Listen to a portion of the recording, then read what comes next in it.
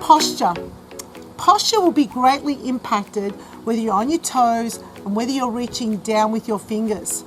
Heels down and not reaching as far down changes everything.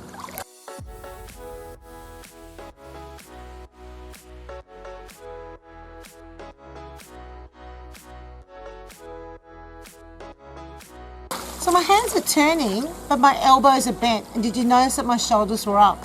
My shoulders are going to stay up. I can't push my shoulders down and do those arms. It's very strange. No one's going to do that. They're going to lift up. So if shoulders lifting up towards the ears is something that you want to change, think about talking about where the hands need to be to ensure that these shoulders stay down.